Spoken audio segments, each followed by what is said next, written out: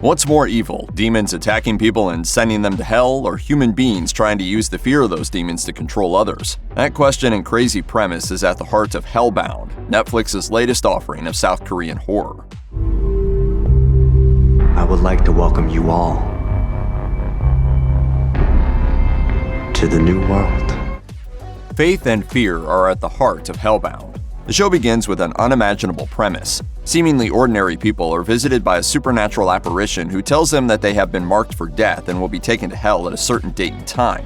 When the said time arrives, a team of demons emerges from the ether and violently incinerates the victim. You know, they say it's some kind of warning to everyone. Two separate religious movements claim that those who receive the decree are sinners and that the condemnations are an act of God, who is trying to show humanity the true path of righteousness. The New Truth Society works to make sure the public is aware of what is going on by trying to document and broadcast the supernatural events. Meanwhile, the Arrowhead is a fanatic and violent cult who believes God is pointing out the sinners and wants his followers to take matters into their own hands. But midway through the 6-episode season, there's a shocking revelation. Chairman Jung-Jin-Soo, the leader of the New Truth Society, admits that he knew about the demons before the rest of humanity because he had been marked for death 20 years before the events of the show. It was he who invented the notion that the decrees are handed down to sinners because he was afraid that if humanity had no reasoning for the events, it would drive them to chaos. He takes that secret to the grave, and the New Truth Society grows in popularity. However, years in the future, a child is born that threatens to upend the vice grip they have on society. Welcome to hell. As Hellbound Season 1 careens toward its conclusion, the attention of most of the main players is turned to the newborn baby of a skeptical TV producer named Bae Young-jae and his wife Song So-young. Shortly after the child is born, it receives the decree that it will be taken to hell. On top of being devastating news to the parents, this is a serious blow to the New Truth Society. It can happen to any one of us. It's not about punishing or about being punished. Your baby is innocent. As Min Hae-jin, an attorney who has long worked to expose the group as a fraud, notes, the New Truth Society's doctrine does not include the concept of original sin. They have convinced their followers that only those who have actively committed sins in their life are given the decree. If their followers were to see a newborn taken to hell, it would prove what Chairman Jung-Jin-Soo tried to hide, which is that the decrees are actually being passed out seemingly at random.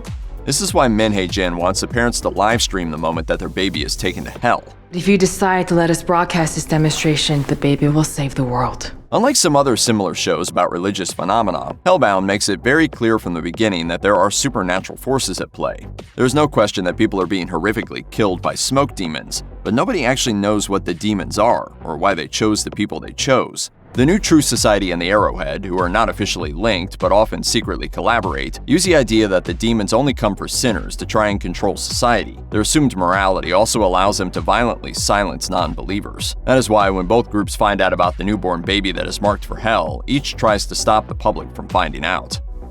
Although both the New Truth Society and the Arrowhead try to find the condemned child, they aren't able to intervene in time. Song So-young brings her baby into the courtyard of an apartment building and asks the residents there to witness the child being taken to hell. However, when the demons actually arrive, neither parent can face the horror of watching their baby be tormented and killed. They hug the infant between them as the demons descend, and when the family is zapped, both parents are incinerated, but the baby is left unharmed. This is a very profound moment, as up until now, we've never seen a case where the decree wasn't fulfilled. That isn't lost on the character known as Skull Mask, an extremely zealous live streamer who once acted as the de facto leader of the Arrowhead. But why is the New Truth not disclosing who the sinner is and what that sinner did to deserve to go to hell? Huh? What do you think, my friends? He arrives on the scene having received a decree that he will be taken to hell shortly after the baby. With some influence from the New Truth Society, he's interpreted that the baby's condemnation is a mistake, and that he's been chosen by God to correct the error by keeping anyone from seeing as the baby is sent to hell. When he sees that the child is still alive, he tries to kill it in a fit of confusion. But Min Hae-jin manages to hold Skull Mask off until the demons come and take him to hell. All of this chaos has a pretty serious effect on the assembled crowd. Everything they've just seen flies in the face of what they've been told by the religious groups who claim to understand what's going on. When representatives of the New Truth Society show up and try to follow Min Hae-jin as she flees with the baby, the crowd refuses to let them through and calls the church members pathetic crooks and a bunch of liars. That's enough. You're a bunch of liars. Seeing the crowd turn on the new Truth Society is a major moment, as the church has, up until that point, wielded a huge amount of social and political power. But now that the world has seen that their doctrine is false, it appears that their power is doomed to crumble away. After escaping, Min Hae-jin and the baby manage to hail a cab, at which point the taxi driver offers his thoughts about the crisis everyone is facing. In a refreshing contrast to the show's many false prophets, he bluntly says he doesn't know much about God, and he doesn't care either. There's one thing I do know, and that is that this world belongs to humans. We should settle our matters ourselves. Don't you agree, Ms. Min? This statement is, in many ways, a perfectly succinct summarization of the main thematic threads of Hellbound. Although the demons are a terrifying, violent force, it isn't something humanity actually has any control over. This is a horrible prospect, but is one that is made significantly worse by the new Truth Society and the Arrowhead. Both groups seized on a moment when humanity was facing extreme fear and confusion and used it to gain an outsized amount of influence. The new Truth Society in particular actively worked to hide the fact that they knew their own doctrine was false. They claimed that they wanted to help society by showing everyone God's plan, but the reality is they wanted to scare people into believing they had all the answers so they could wield power over them. Think of them like a preacher who claims that a deadly hurricane is God's punishment for humanity's sins. The taxi driver's remarks get at the heart of what Hellbound is trying to say. It's not asking viewers to disbelieve in the supernatural. Rather, it's asking us to remain skeptical of those who manipulate our fears of the supernatural to try and exert power over others. The ending of Hellbound is a classic good news, bad news situation. The good news is that Min Hae-jin has struck a major blow against the new Truth Society. The bad news is that we've gotten no closer to understanding what the demons are or how to stop them.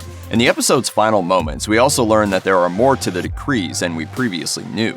The finale ends in a museum dedicated to Park Jung-ja, a woman who was taken by the demons during a live television broadcast that helped the new Truth Society prove their claims. The house she was taken in has been preserved, along with her charred remains, which are kept under a plexiglass case. As the camera zooms in on her skeleton, it begins to shake, and after a few intense moments, Park Jung-ja is reanimated and seemingly brought back to life. This cliffhanger implies that there are plans for another season of Hellbound, and it also hints at what that season may explore.